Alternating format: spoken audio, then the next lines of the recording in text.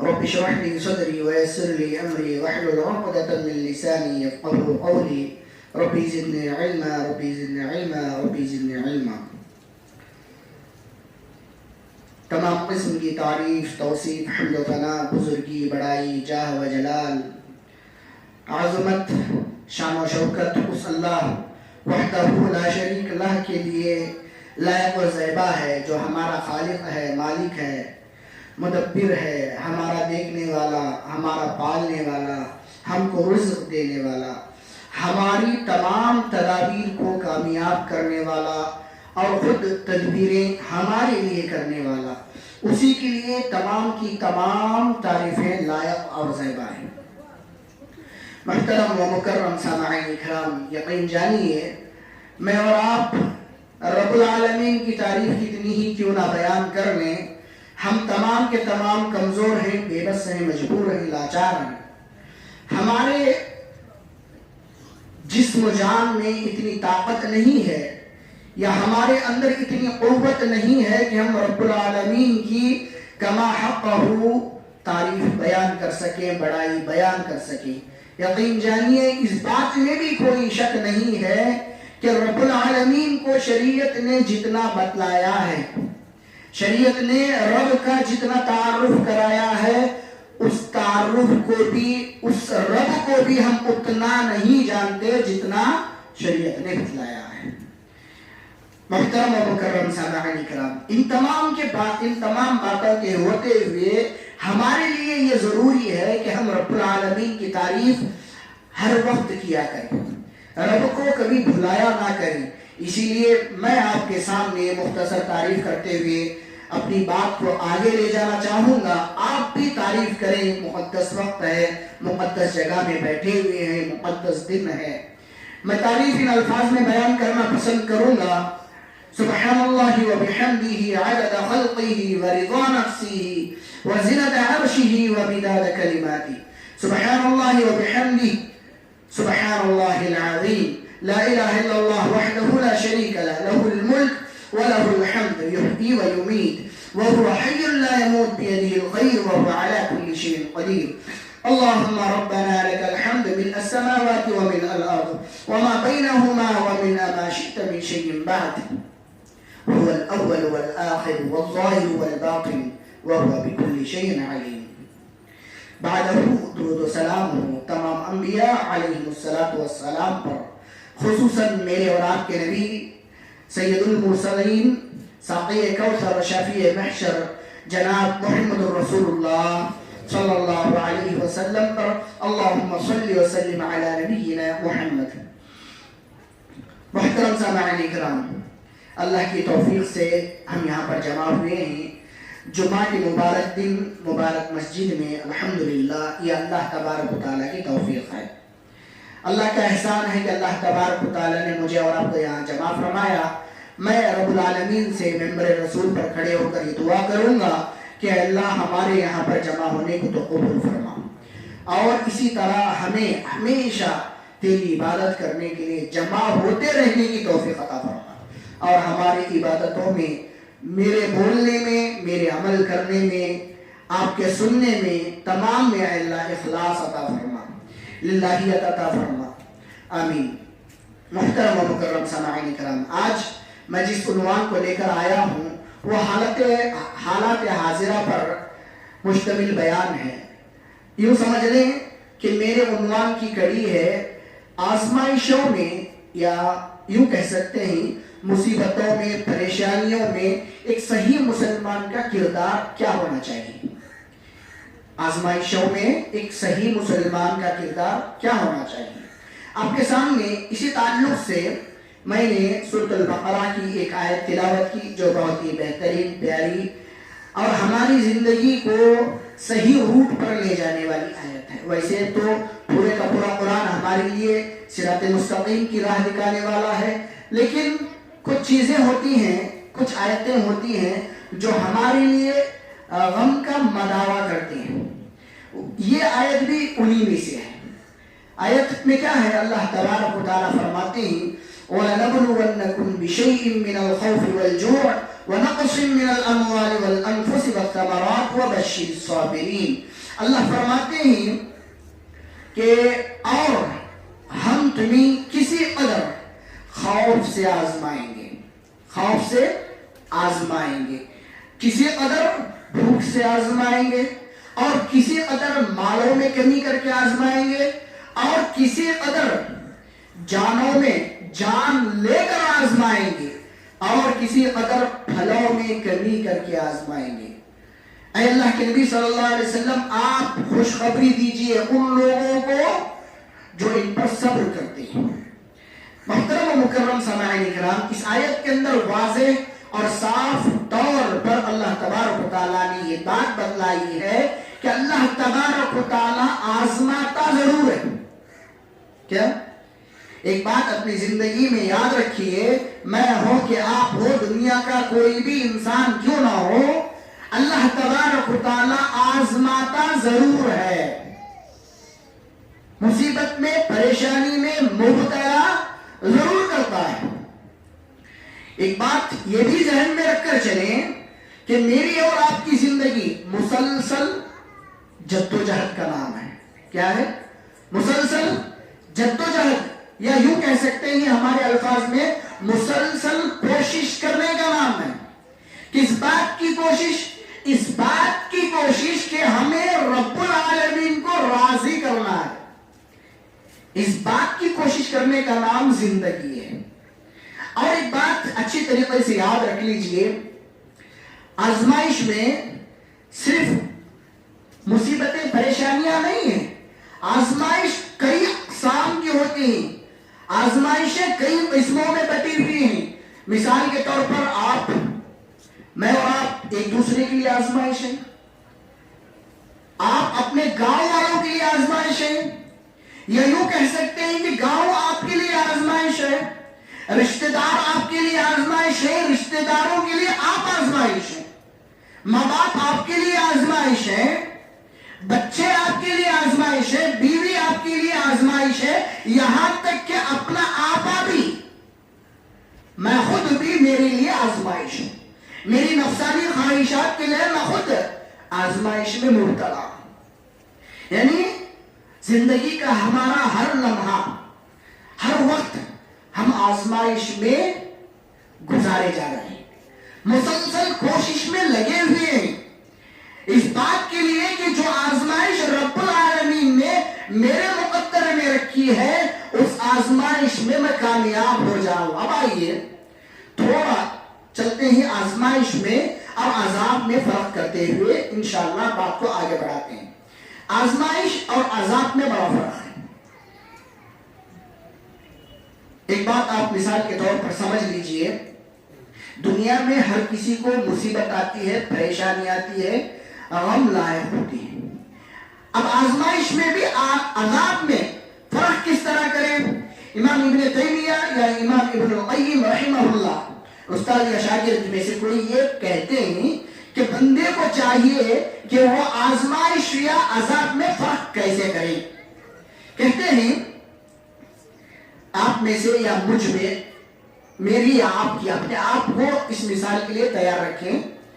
سمجھیے آپ پر کوئی پریشانی آئی، مجھ پر کوئی پریشانی آئی، مصیبت آئی، غم آیا، ہر کسی کو آتا ہے، یہ کنفرم ہے، ہاں ہر کسی کو آتا ہے، یہ کنفرم ہے، ٹھیک ہے۔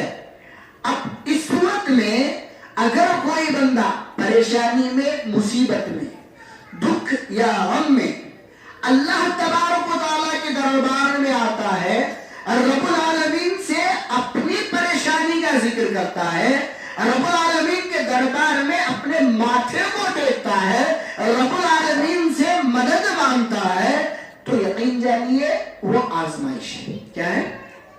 مصیبت میں، پریشانی میں اگر کوئی بندہ رب سے مانگتا ہے، اے اللہ تو نے یہ جو آزمائش بھیجی ہے یا پریشانی بھیجی ہے، اے اللہ اس کو بھیجنے والا بھی تو ہی ہے، دور کرنے والا بھی تو ہی ہے، اے اللہ میری پریشانی کو، میری مصیبت کو، میرے غم کو مجھ سے دور کر دے، آسان کر دے۔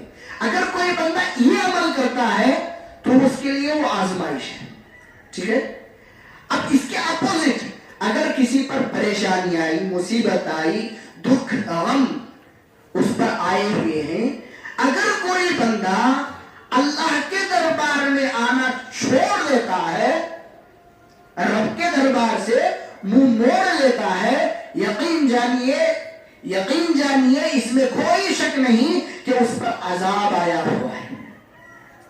اپنے غم کا، اپنے دکھ کا، اپنی پریشانی کا رب کے دربار میں آ کر مداوا نہیں کرتا، رب کے دربار میں آ کر اپنی پریشانی کو نہیں ٹیکتا، رب کے دربار میں آ کر اپنی حاجت کو بیان نہیں کرتا، ایسا انسان عذاب میں مبتلا ہے۔ مجھے یقین ہے کہ آپ کو سمجھ میں آ چکا ہوگا۔ جس پر بھی مصیبت آئی ہوئی ہے اس کو کرنا یہ ہے، ہمارا کردار یہ ہے کہ آزمائش میں ہم رب کے دربار میں آئیں۔ ہمارا وتیرہ یہ ہونا چاہیے، ہمارا کام یہ ہونا چاہیے کہ ہم رب کے دربار میں آئیں اپنی پریشانی کو لے کر، شریعت کے ذریعے سے اپنی پریشانی کو حل کرنے کی کوشش کریں۔ اب آئیے میں آپ کو ایک اور بات بتلاتا ہوا چلوں۔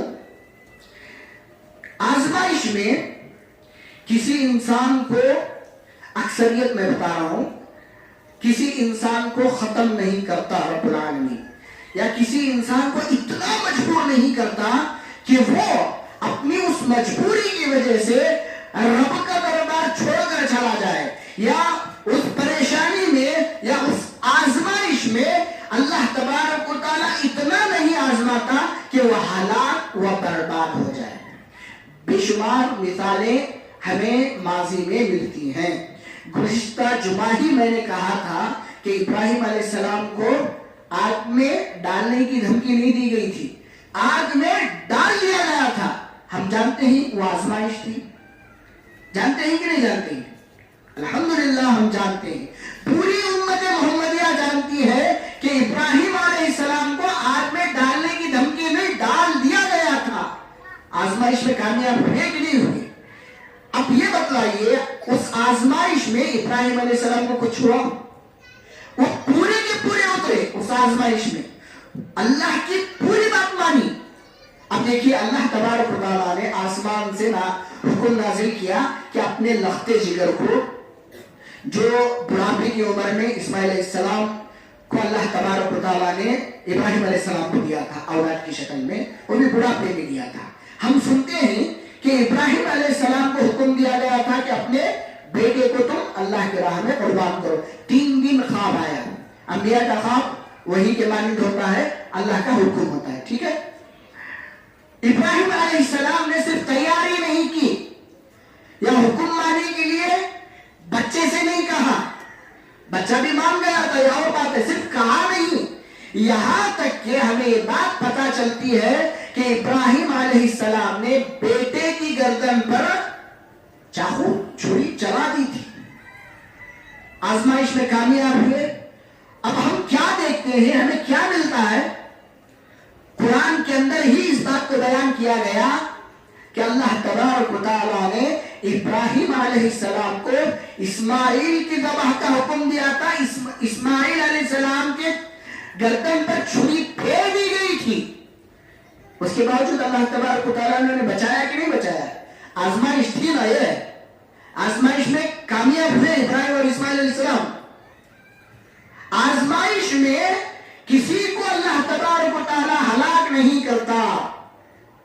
اب آئیے ہم اگر اپنا جائزہ لیں گے، اگر دیکھیں گے تو آج حالت حاضرہ میں میں اور آپ جی رہے ہیں، بہت ساری پریشانیوں کا ہمیں سامنا ہے۔ روزانہ یہ خبر آتی ہے کہ یہاں مسلمانوں کو مارا گیا، وہاں مسلمانوں کو کاٹا گیا، وہاں مسلمانوں کو ستایا گیا، وہاں مسلمانوں کو بے گھر کر دیا گیا، وہاں مسلمانوں کی پراپرٹی ہڑپ کی گئی، یہاں مسلمانوں کے ساتھ یہ ہو رہا ہے، وہاں مسلمانوں کے ساتھ ہو رہا۔ مسلمانوں کو کہیں سکون سے رہنے نہیں دیا جا رہا ہے، مسلمانوں کے حقوق چھینے جا رہے ہیں، تو کبھی CAA کی شکل میں، تو کبھی مسلمان ہونے کے ناطے ان کے حقوق، اکثر حقوق چھینے جا رہے ہیں، جیسے طلاق وغیرہ کے معاملے ہیں۔ آج یقین جانیے تمام کے تمام परेशान तो इंफरादी जगह है ही, इज्तिमाई तौर पर भी मुसलमान परेशान है, इसमें कोई शक नहीं है, कोई शुबा नहीं है। इंफरादी तौर पर हर कोई परेशान है, हर कोई मुसीबत में है, मैं भी आप भी। मैं ये नहीं कहूंगा कि मैं परेशान नहीं हूं, मेरे अपने हालात हैं, मेरे अपनी मुसीबतें हैं, आपके अपने हालात हैं, आपके अपनी मुसीबतें हैं, परेशानियां हैं। हर कोई परेशान है, हर कोई मुसीबत में मुब्तला है, इससे कोई इनकार कर ही नहीं सकता। अब देखिए इसमें हमारा किरदार कैसा होना चाहिए। हम शरीयत को सामने रखते हैं, शरीयत को रोजाना सुनते हैं।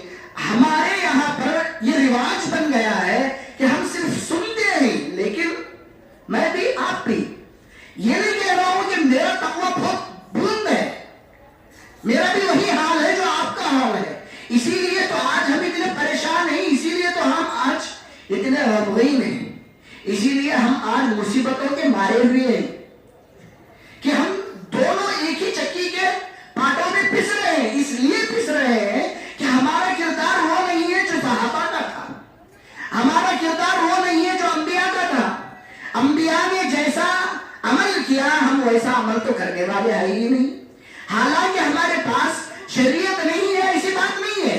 आप देखिए अल्लाह के नबी सल्लल्लाहु अलैहि वसल्लम के दौर में आहिस्ता आहिस्ता शरीयत नाजिल हो रही थी, कुरान नाजिल हो रहा था, आहिस्ता आहिस्ता अहादीस अल्लाह के नबी सल्लल्लाहु अलैहि वसल्लम बोल रहे थे। मक्के की जिंदगी में सिर्फ शिर्क के अलावा कोई भी मसला अल्लाह के नबी सल्लल्लाहु अलैहि वसल्लम ने बयान नहीं किया। मदनी जिंदगी में मसाइल भी बयान कर दिए, लेकिन हमारे यहाँ वैसा नहीं है। हमारे यहाँ पूरी की पूरी शरीयत अल्हम्दुलिल्लाह पूरी तैयार है। हमें कहाँ जाना है, क्या करना है, क्या कैसे कैसे करना है और क्यों करना है, सब कुछ तैयार है।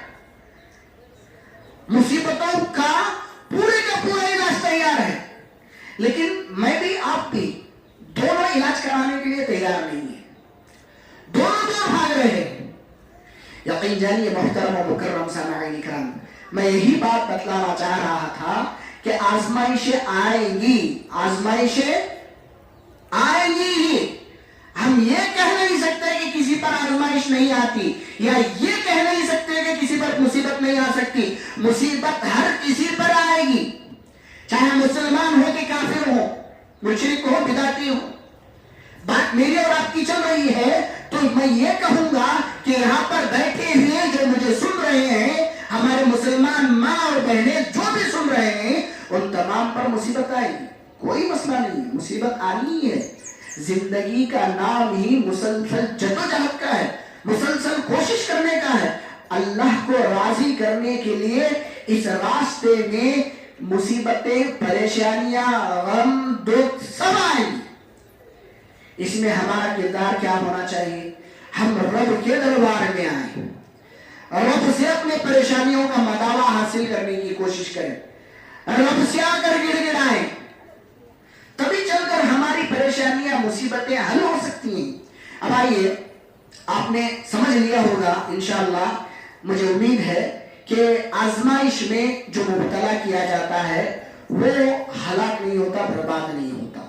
अल्लाह तबारक व तआला ने यही बात इस आयत के अंदर बयान की गई है। अल्लाह ने क्या कहा? वलनबलुवन्नकुम बिशैइन मिनल खौफ, और हम तुम्हें किसी कदर, इतना नहीं कि आप हलाक हो जाओ, किसी कदर आजमाइश में मुब्तला करेंगे।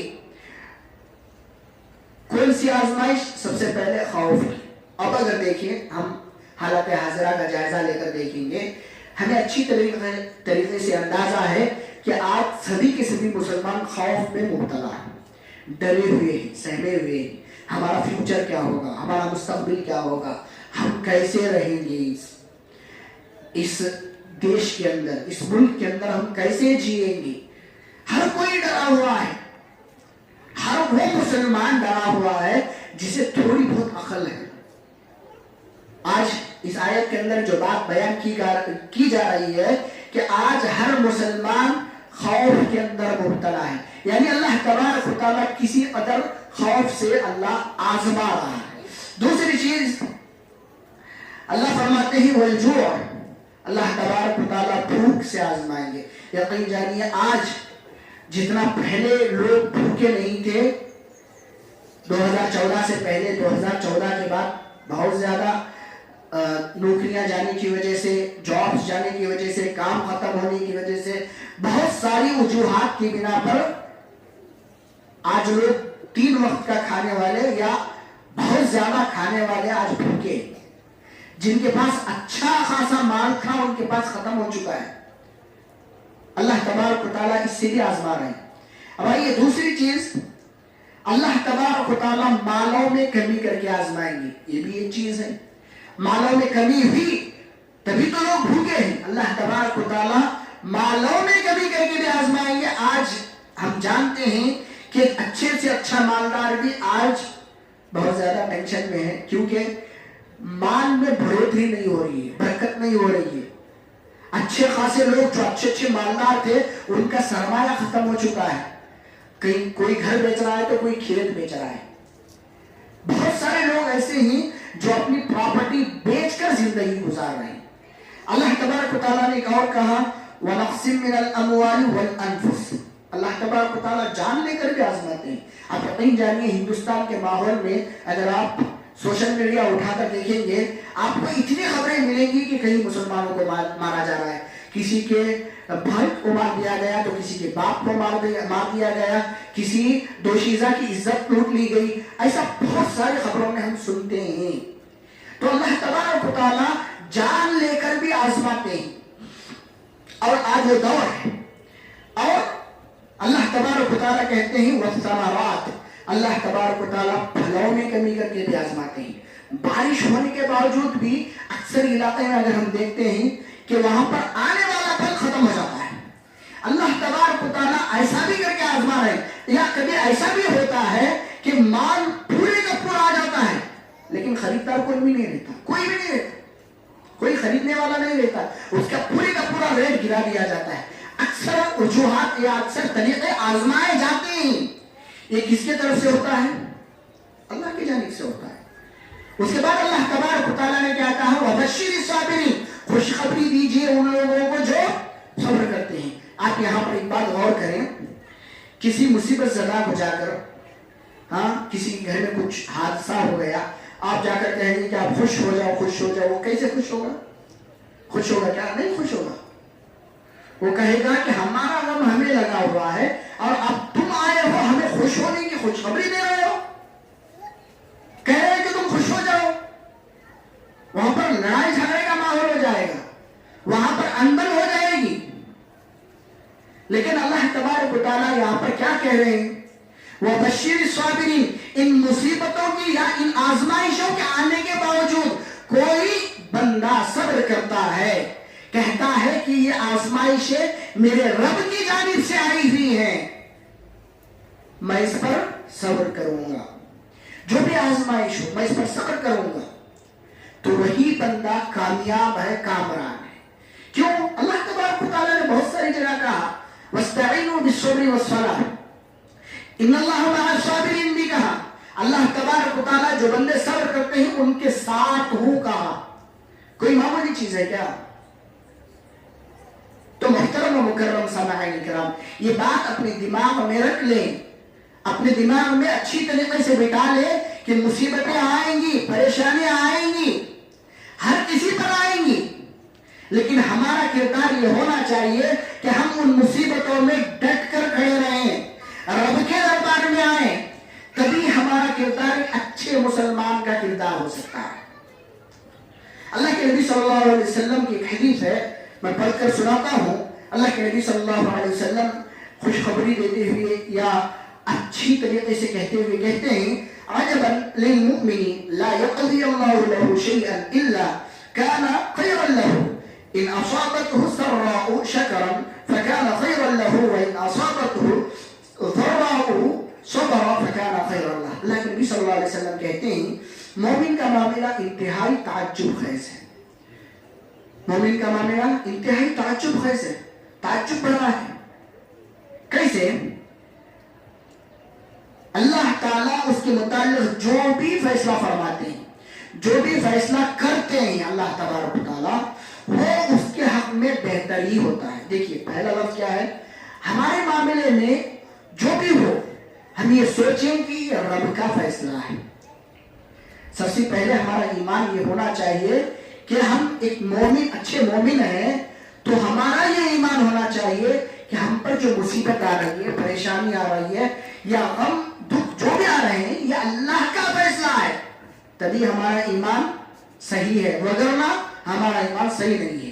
تو یہاں پر مومن کی بات کی جا رہی ہے. کہتے ہیں اللہ کے نبی صلی اللہ علیہ وسلم اگر اسے خوشی کی کوئی بات نصیب ہوتی ہے تو یہ کیا کرتا ہے؟ اللہ تبارک و تعالیٰ کا شکر بجا لاتا ہے، اللہ تبارک و تعالیٰ کا شکر ادا کرتا ہے کیونکہ اسے اللہ تبارک و تعالیٰ نے اچھی چیز عطا فرمائی. اب آئیے اگر کوئی اسے رنج و غم کی بات پہنچے یا اللہ تبارک و تعالیٰ اس پر کوئی مصیبت یا آزمانے کے لیے کوئی پریشانی ڈال دے تو اس صورت میں اگر کوئی بندہ صبر کرتا ہے تو اللہ تبارک و تعالیٰ، اللہ کے نبی صلی اللہ علیہ وسلم کہتے ہیں کہ یہ صبر کا مظاہرہ کرنا بھی اس کے حق میں بہتر ثابت ہوتا ہے. مومن کا کردار عجیب ہے، اس پر مصیبت آتی ہے تو وہ شکر ادا کرتا ہے تو اللہ تبارک و تعالیٰ اس شکر کرنے کی وجہ سے اور بھی دیتے ہیں. قرآن میں ہم نے پڑھا لَئِن شَكَرْتُمْ لَأَزِيدَنَّكُمْ، اگر کوئی نعمت ملتی ہے تو اس پر شکر ادا کرے، اللہ تبارک و تعالیٰ شکر ادا کرنے کی وجہ سے اور دیں گے. اگر کوئی بندہ مصیبت میں مبتلا ہو جاتا ہے اور اس پر صبر کرتا ہے، اللہ تبارک و تعالیٰ کہتے ہیں اس صبر کرنے کی وجہ سے بندہ صابرین میں شامل ہوتا ہے، صبر کرنے والوں میں.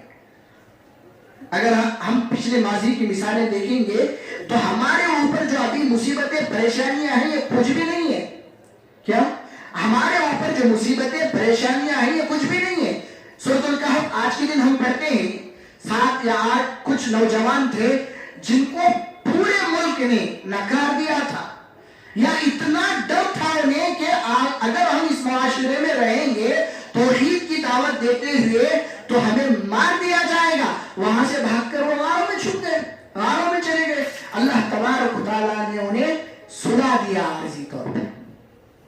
بعد میں سے جاگے تو معلوم ہوا کہ پورے کا پورا معاشرہ مسلمان ہو چکا ہے.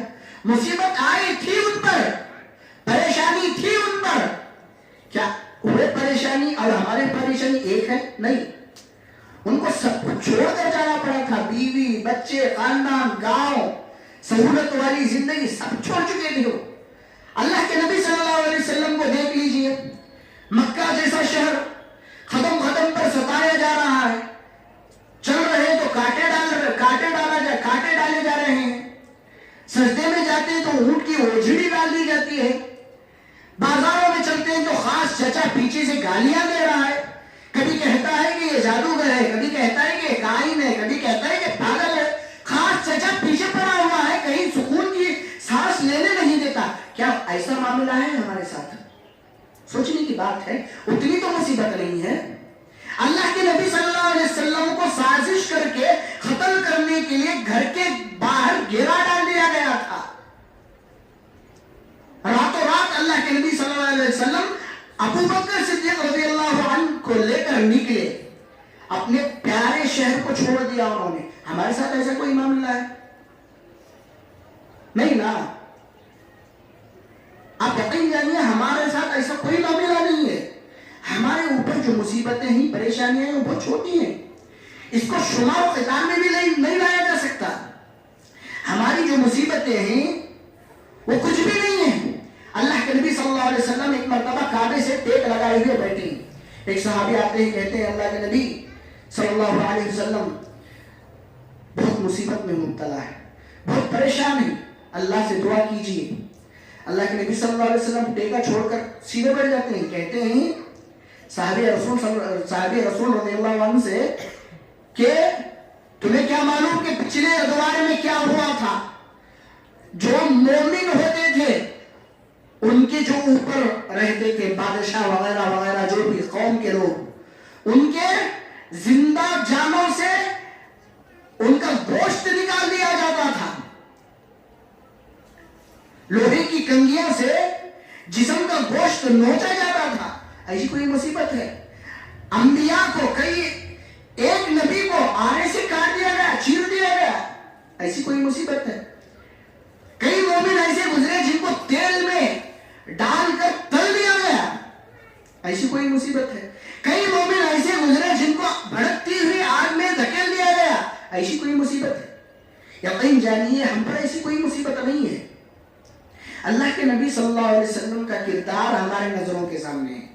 قرآن بھی وہی کہتا ہے لَقَدْ كَانَ لَكُمْ فِي رَسُولِ اللَّهِ أُسْوَةٌ حَسَنَةٌ، ہم نبی کے امتی ہیں، نبی کے اسوے پر چلیں گے، نبی کو دیکھیں گے۔ ہم پر کوئی مصیبت آئی، پریشانی آئی تو نبی نے اس کا مداوع کیسے کیا تھا، کیسے انہوں نے مصیبتوں کو جھیلا تھا، کہاں گئے تھے، یہ تمام کی تمام باتیں شریعت میں بیان کی گئی ہیں۔ ایک حدیث پڑھتا ہوں، اللہ کے نبی صلی اللہ علیہ وسلم کا کیا عمل تھا۔ ابو داؤد کی حدیث ہے، اللہ کے نبی صلی اللہ علیہ وسلم کہتے ہیں کان رسول اللہ صلی اللہ علیہ وسلم اذا حزبه امر صلى۔ ابو داؤد کی حدیث ہے، کہتے ہیں رسول اللہ صلی اللہ علیہ وسلم جب کسی کام کی وجہ سے غم میں مبتلا ہو جاتے، جب کسی کام کی وجہ سے غم میں مبتلا ہو جاتے تو کیا کرتے؟ نماز پڑھنا شروع فرما دیتے۔ اللہ کے نبی صلی اللہ علیہ وسلم کے یہ کردار تھا۔ نماز پڑھتے کیوں پڑھتے؟ اللہ سے مدد مانگنے کے لیے۔ بدر کا موقع ہے، 313 صحابی ہیں، سامنے کفار ہے، 1000 کا لشکر ہے۔ اللہ کے نبی صلی اللہ علیہ وسلم سجدے میں پڑے ہوئے کہہ رہے ہیں اللہ آج جو جماعت ہے اس کو تو کامیاب کرنا، کامران کرنا، یہ ختم ہوئی تو تیری عبادت کرنے والے کوئی نہیں رہیں گے۔ کس سے مدد مانگ رہے ہیں؟ اللہ کے نبی صلی اللہ علیہ وسلم، اللہ تبارک و تعالیٰ سے مدد مانگ رہے ہیں۔ ہمارا کردار، ایک صحیح مسلمان کا کردار یہ ہونا چاہیے کہ ہم اللہ کی دربار میں آئے، کب؟ جب ہم پر مصیبتیں، پریشانیاں لاحق ہو، تب۔ اگر ہم واقعی آزمائشوں میں کامیاب ہونا چاہتے ہیں، واقعی رب کو راضی کرنا چاہتے ہیں، رب کے دربار میں سرخرو ہونا چاہتے ہیں، تو ہمارا کردار یہ ہونا چاہیے بحیثیت مسلمان کہ ہم رب کو راضی کرنے والے بنیں، رب کے دربار میں آنے والے بنیں، رب العالمین کی رضا کے لیے جینے والے بنیں۔ ایک اور بات میں کہہ دیتا ہوں کہ جو بندہ خوش اس دنیا میں وہی رہ سکتا ہے کہ جو بندہ آخرت کے لیے جیتا ہے، آخرت کے لیے جیتا ہے، رب کو راضی کرنے کے لیے جیتا ہے، وہی بندہ اس دنیا کے اندر خوش رہ سکتا ہے۔ جو بندہ آخرت میں کامیابی کے لیے جیتا ہے، رب کو راضی کرنے کے لیے جیتا ہے، وہی بندہ اس دنیا کے اندر خوش رہ سکتا ہے، وگرنہ کوئی بندہ خوش نہیں رہ سکتا۔ آپ آزما کر دیکھ لیں اس بات کو کہ جو بندہ رب کو راضی کرنے کے لیے اپنی زندگی گزارتا ہے، خوشی میں بھی غمی میں بھی رب کو اپنے سامنے ٹھہراتا ہے، کہتا ہے کہ خوشی بھی اللہ تو نے ہی دی ہے، غمی بھی اللہ تو نے ہی دی ہے، اس پر میں غمی پر صبر کرتا ہوں اور جو تو نے خوشی دی ہے اس پر شکر ادا کرتا ہوں، تبھی چل کر وہ خوش رہ سکتا ہے، تبھی چل کر وہ کامیاب ہو سکتا ہے، تبھی چل کر وہ کامران ہو سکتا ہے۔ محترم و مکرم سامعین کرام، وقت ختم ہو چکا ہے، کافی دیر ہو چکی ہے۔ میں اجازت لینے سے پہلے یہ ضرور کہوں گا کہ آج میں بھی آپ بھی پریشان ہیں، اسے کوئی انکار نہیں کر سکتا۔ ہمارے لیے اچھائیوں میں بھی آزمائش ہے۔ بیوی اچھی چیز ہے، بچے اچھی چیز ہیں، ماں باپ اچھی چیز ہیں، رشتہ دار اچھی چیز ہے۔ اچھی چیزوں میں بھی اللہ نے آزمائش رکھی ہے، بری چیزوں میں تو آزمائش ہے ہی۔ میں نے گزشتہ ہفتے کہا تھا کہ گناہ لذیذ ہوتے ہیں، لذت والے ہوتے ہیں، اس پر صبر کریں گے تبھی چل کر ہم اس آزمائش میں کامیاب ہو سکتے ہیں۔ تو خلاصہ کلام یہ ہے کہ ہم کو مصیبتوں میں، آزمائشوں میں اللہ کے دربار میں آنا ہے، رب کو راضی کرنا ہے، رب سے مدد مانگنی ہے، تبھی چل کر ہماری زندگی کامیاب ہو سکتی ہے، تبھی چل کر ہم اچھے مسلمان ہو سکتے ہیں، یا ایک صحیح مومن ہو سکتے ہیں، صحیح مسلمان ہو سکتے ہیں۔ آخر میں رب العالمین سے دعا ہے کہ رب العالمین ہم نے جو ابھی کہا ہے ان باتوں میں اگر کوئی غلطی ہو رب العالمین ممبر رسول پر میں کھڑے ہو کر دعا کرتا ہوں کہ یہ غلطی میری اور شیطان کی جانب سے ہے، اے اللہ تو اسے میری لفظش زبانی لفظش سمجھ کر تو معاف فرما دے۔ اور رب العالمین ہم تمام جو یہاں پر بیٹھے ہوئے ہیں، جو بھی ہم نے سنا ہے شریعت کے بارے میں، جو بھی ہم نے اچھی صحیح باتیں سنی ہیں، مجھے بھی تمام سننے والوں کو بھی پورے اخلاص کے ساتھ للہیت کے ساتھ عمل کرنے کی توفیق عطا فرما، آمین۔ اور اللہ ہم یہ بھی دعا کرتے ہیں کہ جو بھی مصیبت میں ہیں، پریشانی میں ہیں، اے اللہ تو ان کو تیرے رب کے تیرے دربار میں آنے کی توفیق عطا فرما، تجھ سے پوچھنے، تجھ سے گڑ گڑانے، تجھ سے مانگنے کی توفیق عطا فرما، اور ہماری پریشانیوں کا اللہ اپنے رحم سے اپنے کرم سے تو دور فرما دے، ان پریشانیوں کو آسان فرما دے، ہماری جو مصیبتیں ہیں اے اللہ تو اسے دور کر دے، اور ہم میں جو بھی نمازی ہیں اللہ ان کو نمازی بنا دے، جو عبادتوں سے مسجدوں سے دور ہیں ان کو اے اللہ تو مسجدوں سے قریب کر دے، اے اللہ تو راہ سے ہم میں سے جو بھی بھٹکے ہوئے ہیں ان تمام کو صراط مستقیم پر چلنے کی توفیق عطا فرما، قرآن اور حدیث کے مطابق اپنی زندگی گزارنے کی توفیق عطا فرما، تجھے راضی کرنے کے لیے زندہ رہنے کی توفیق عطا فرما، تیری رضا کے لیے زندگی گزارنے کی توفیق عطا فرما، اور جو مصیبتیں مسلمانوں پر آج پورے ملک بھر میں آئی ہوئی ہیں اے اللہ تو رحم فرما، کرم فرما، ان مصیبتوں کو، پریشانیوں کا اللہ اپنے رحم سے اپنے کرم سے ٹال دے، جو ہمارے خلاف سازشیں کر رہے ہیں اللہ ان کی سازشوں کو اے اللہ تو ان کے منہوں پر مار دے، اے اللہ ان کی ان گھٹیا سازشوں کو، ان کے مکر و فریب سے اے اللہ ہم تمام مسلمانوں کی حفاظت عطا فرما، آمین۔ السلام علیکم ورحمۃ اللہ وبرکاتہ۔ الحمدللہ نحمده ونستعینه ونستغفره ونؤمن به ونتوکل علیہ ونعوذ باللہ من شرور انفسنا ومن سیئات اعمالنا، من يهده الله فلا مضل له ومن يضلل فلا هادي له، ونشهد ان لا اله الا الله واشهد ان محمدا عبده ورسوله، اما بعد، ان الله وملائكته يصلون على النبي يا ايها الذين امنوا صلوا عليه وسلموا تسليما، اللهم صل على محمد وعلى ال محمد كما صليت على ابراهيم وعلى ال ابراهيم انك حميد مجيد، اللهم بارك على محمد وعلى ال محمد كما باركت على ابراهيم وعلى ال ابراهيم انك حميد مجيد، ربنا تقبل منا انك انت السميع العليم وتب علينا انك انت التواب الرحيم، سبحان ربك رب العزة عما يصفون وسلام على المرسلين والحمد لله رب العالمين، آمين۔